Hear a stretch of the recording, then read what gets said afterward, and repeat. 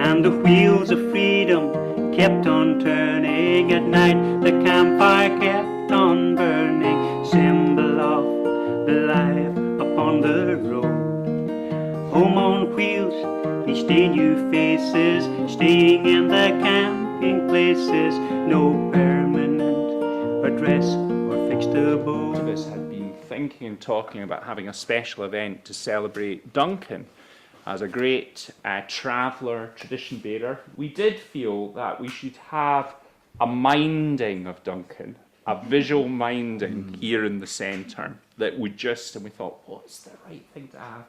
And we thought, well, perhaps a storytelling chair. So I'm going to ask Linda Williamson and Ailey Williamson now to unveil Duncan's chair.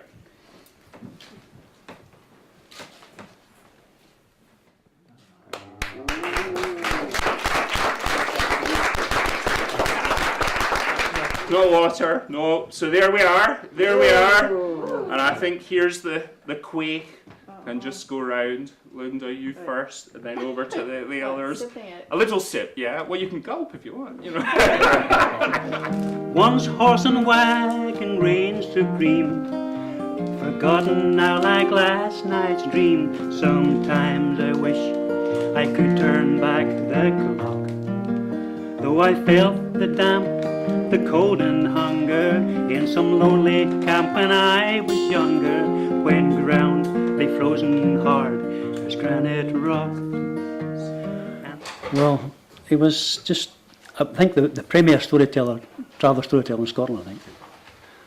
In fact, there an interview with him on the paper in Newcastle, and they said he was Scotland's national treasure. That's what they classed him as. His stories were the biggest treasure he ever had. And he didn't hoard them. He gave them away as presents to everybody he met. He put the axe down for a moment and he went to wipe his brow. And as he stood up looking, he could see the dust cloud on the road. And he watched a horse at speed coming, galloping, galloping, galloping, kicking the dust up from its hooves, while there was only one place at the end of that road that he could be coming to. And Jack left the axe where it was and he went inside. Mother! Put the kettle on, there's visitors coming. Like he told a lot of Jack stories. Jack is he's an underdog. Like a lot of travellers were classed as underdogs. But with his cunning and wit, on the day he won true. So you tried to be like Jack, you won true with your wit and your cunning and so forth. He came into the forge. Jack! What have you made for this woman then? This? Yes, it's very good. Yes. This. Excellent. Jack, how did you do that? Everything was perfect. He was at the heart of one of the great traditions of Scottish storytelling, the traveller tradition, but also because he made that big step to take the traditions out to a wider audience and to encourage other people from all walks of life to tell stories. Hello, dearie, she said. Where have you come from? The little girl looked up and she said, hello, she said. Where have you come from? Well, I'm just camping up and over there. My man's got a boat. What about you, dearie? Where are your people? Oh, said the little girl. My people are a long way away. The big thing you see about the travellers is that because they were not fully integrated into the school system, many of the great traveller tradition bearers couldn't read or write. But the key thing was they kept oral tradition, story, music and song as their main way of conveying their culture. So they had a power, they have a power in it, a naturalness, just a complete instinct for how to communicate stories. Did you or did you not seriously assault the First Minister? I assaulted the First Minister, yes, I did.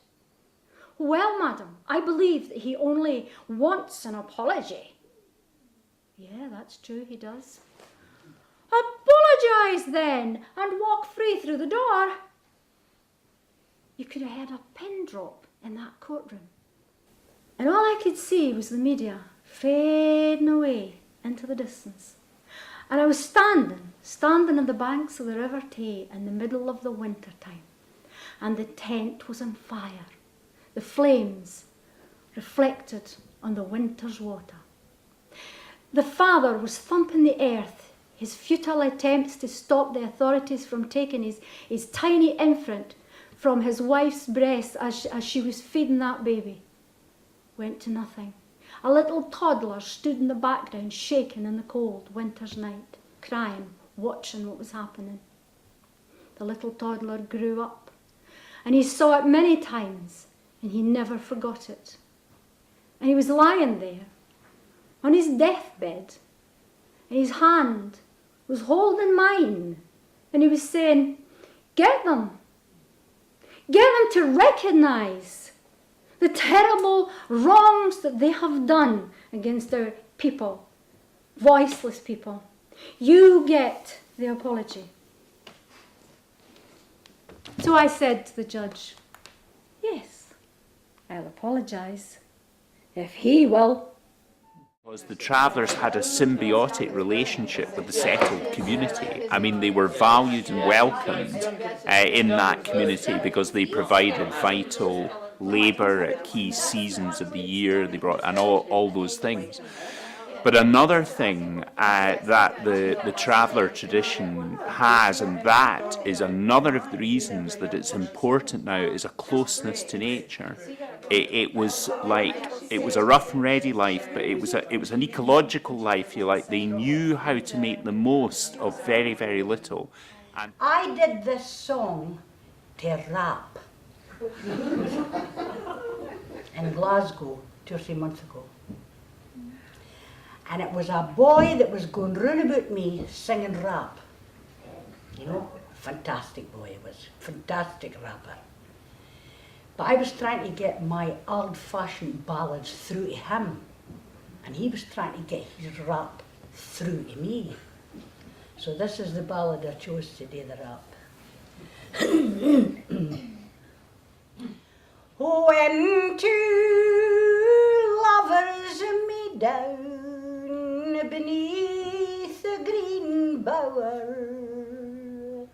when two lovers meet down beneath the green tree, they're merry, lovely Mary exclaimed unto her darling, you have stolen my poor heart on the banks of the Lee. what Duncan fashioned and created was to say we're going to bring the travelling community, we're going to take it out with its traditions, and we're going to engage with that wider society, and we're going to get respect because actually we're making a big achievement, a big gift here. It's slowly going, I think. It'll be left in just to memory. There's very few what we call real travellers left. Some like myself still move about, still travel. But I'll try my best to keep it alive. Home on wheels, each day new faces, staying in the camping places, no permanent address.